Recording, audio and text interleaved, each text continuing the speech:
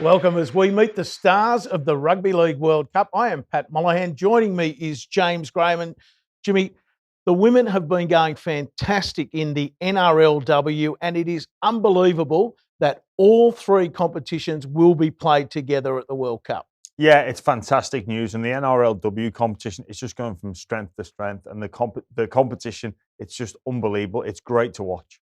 And we are very lucky to say that we are now joined by one of Australia's best in Dragon, Kezie Apps. Kezie, thank you for your time. That's okay. Thanks for having me. Kezie, I know your focus right now is on the club competition, but just how excited are you to represent Australia potentially at the end of the season? Yeah, it's hard to think, I guess, so far ahead. Obviously, my concentration at the moment is with the Dragons and the NRLW. So, yeah, but obviously you still have to sort of think about that at the end of the year. We knew that this was a World Cup year and it was going to be a massive year of rugby league. So just wanting to play my best footy for the Dragons to then hopefully get the call up at the start of October to go over to England and play in the World Cup. Now, look, Kezie, a lot of us who have followed your career, know your story, but can you take us back to those days where it all started when you were that little tiny tot?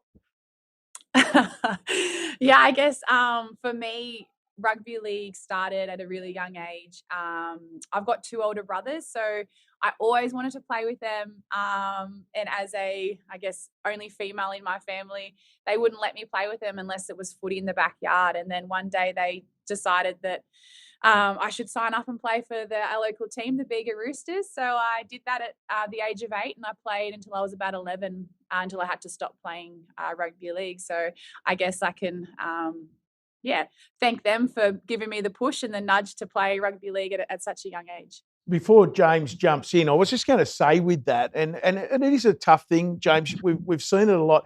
For so long, the girls had to stop. How tough was that, having to stop, Kezie? Oh, I guess back then it was just what it was. It was after the age of, I think it was 12, that females no longer played rugby league. It was a man's sport, and off you go and play either soccer or netball or hockey. And where I grew up, there was only really hockey or netball I could choose from.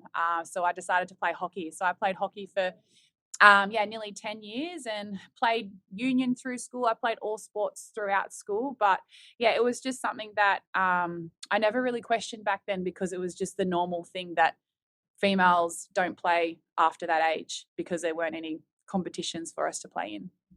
Well, Kezie, one of the boys that you did play with was one of my old teammates, Dale Finucane, also known as Johnny Rambo. How was it playing with him?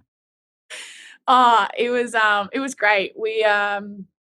We knew from a young age, because my dad was most of my coaches throughout my years playing in under 9s and 10s and 11s. So we've actually got like the old book. You know how they sort of write a review on all the different players throughout the year. So one of them, I remember reading it not too long ago, that he was just such a workhorse back then, and my dad actually compared him to Gordon Tallis back in those days. So that we knew that from a young age he was going to make it really far in NRL. So he's still got the same work rate now as he did when he was 9 years old.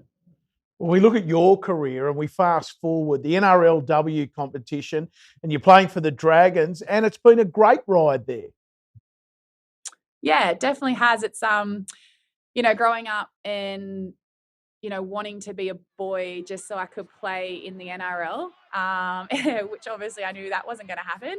And I was just so envious, I guess, of Dale and all the other boys who could, continue on and play into the NRL, and that's what they could do if that's what they really wanted to. So, for the NRL to start up and back in 2018 was something really special for me. And I know a lot of girls now, and especially these young girls growing up, that they've got role models to look up to and want to be like, whether it's rugby league, but it's women's sport in general has just gone from strength to strength. So they've you can't be what you can't see, and now they've got these young girls and boys that can look up to some amazing female athletes. Yeah, you're so right, Kezie. And just on yourself, you've been a mainstay in the Dragons team since its inception. What's it mean to you to represent the club? Oh, it means everything to me, I guess. I've been a part of the Dragons Club for 7 or 8 years now, and I first, came to the club as an ambassador and then started working in community, and I just love what the Dragons do in community and in schools and things like that, and I can see what the club does sort of behind the scenes as well. And for me to be now, this is my 5th season with them, representing them on the field as well, playing for them. So yeah, it means absolutely everything. And I just love the club so much and what they've provided for me, and I guess for them believing in me before I really believed in myself and my own talent. So yeah, very grateful for them. It has been a fantastic year so far, and there's plenty ahead, but you've already tasted success this year with the State of Origin with the Blues. Yeah, obviously off the back of our first season, didn't go how obviously we wanted it to go, but yeah, going into the Origin campaign was amazing. Obviously, such an honour to be able to represent your state, and again, growing up watching the men play and being such a family event in our household, and making sure that we're all home and get the pizza and watch the State of Origin. So I guess for myself to be able to play in a State of Origin and represent your state, it's amazing. So and it was even better that we got the win down in Canberra. On the representative scene, Kezie, we're going to show some footage of the Aussie girls winning at Headley in 2013. Do you think that was a big inspiration for some of your teammates to take up the sport? To be honest, like I remember when I actually didn't know that, that female rugby league was even a thing back then. I saw it on the news. It was like 10 seconds. Like it was the quickest footage of the women winning the World Cup. And from that moment, I actually was like, oh my God, there's rugby league for females. And I literally grabbed my laptop out and I was Googling women's rugby league. And back then there was no information on rugby league at all for women. It was so, very hard to find some information on it. And I was calling and emailing places like in Canberra, because Canberra is really close to Bega. It's only 2 hours up the road. So I was thinking Canberra surely would have a competition.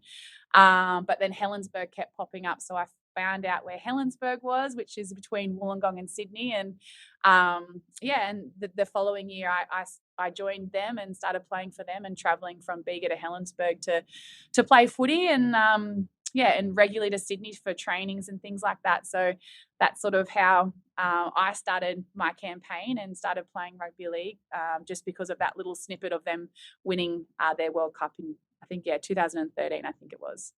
Well, I think there's a lot of Australian selectors who'd be very glad that you did watch that snippet. And I was just going to say, if you look ahead to that, all those journeys from Bega up to Helensburgh, I think Neil Pinchinelli's old territory. I mean, James, you're not a big traveller, or even back home in England. We'll get to that in a minute. But in terms of, that's a fair journey. And that just shows you've got to be committed to reach your dreams in any code. And what Kezie did, that's one hell of a trip. Yeah, well, it just shows how much it meant to her and the supportive family. She's talking about only traveling 2 hours. I mean, you can get across England in that time from Liverpool to Hull. So she'll be learning that as she gets to England. That 2 hours is a big deal. I bet it is. And I'll tell you what though, Kezie, we fast forward and we look at all those miles that you did with the family and that, and we get to 2017 and the win again. Let's take a look at that. But it must bring back, that World Cup must bring back some great memories as we look at it on the screen. Yeah, definitely. I guess that was my goal, was to represent the Jillaroos when I saw the girls play in 2013. And I know I set myself really high goals, but it was pretty amazing that I could be a part of that team and a part of that campaign. 4 years later and play in our own World Cup in Australia was a very special moment. And there you can see it celebrating. It was awesome. It was an unbelievable campaign. We all got along so well. It was just so many memories that I'll never forget and I'll cherish forever. Girls do know how to celebrate. We've seen the State of Origin one. You are world class at that. Look, we work really, really hard, and I know a lot of us, obviously we've sacrificed a lot to get to that moment, and especially going out with friends and things like that. So a lot of us save ourselves to, once we win or after a big game, things like that, that we actually enjoy each other's company and and celebrate the win and the campaign that we've had. Yeah, good on you, Kezie. And this year's tournament, it's 3 tournaments all under the same banner: the men's, the women's, and the wheelchair rugby league. Just how important do you feel that is? Yeah, it's so important that we're all, seen as equal, and that we're all playing at the same sort of stadiums and at the same time. And yeah, it's massive. And I know, it obviously means a lot to everybody involved, and to be able to, be over there with your, male and wheelchair athletes as well. It's amazing that they're putting it on at the same time at the same venues. Yeah, it sure is. And one thing you've got to be prepared for is the cold. I believe this is your first time in England. What are you expecting?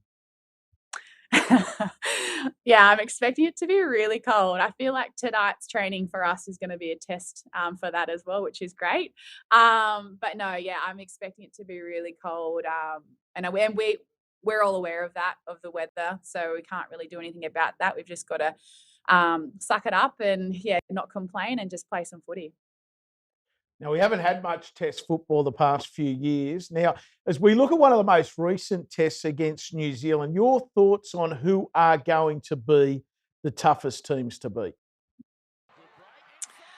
I feel like they're all going to be really tough. Obviously New Zealand are, we've played them probably the most. I remember World Cup, obviously 2017, England were a really tough side. So no, I feel like every team's going to be really tough and physical, but it's hopefully that we'll be there all the way to the end and holding up that shield. That's all we are envisioning and starting to vision ourselves doing that. So really excited for it. Hopefully everything goes well over these next couple of weeks, and find myself in the squad. Well, Kezie, I'm sure you will. We really appreciate you joining us here. I would wish you the best of luck, but obviously I'm going to be cheering for England. Thank you for joining us, and go and enjoy that training session out in the cold. No worries. Thank you. Well, she's a fantastic athlete, James, Kezie Apps, and we're going to see some wonderful athletes over there. The Aussies, I'd say they'll be favourites. I mean, obviously we know who you're going to be cheering for, but the fans, I mean, this is going to be amazing for the people over there. Yeah, it sure is. It's just going to be a real celebration and festival of rugby league, and I've got to give plenty of credit to Kezie Apps. She's such a tough competitor and a fantastic role model. And always smiling. I mean, how do you, when you're getting smashed up, how are you always smiling? She's not smiling when she's on the field. She's brutal. She can get the shoulder stuck in, that's for sure. Well, James, thank you and everyone else for joining us. The Rugby League World Cup is coming, and with it, the best athletes in the world.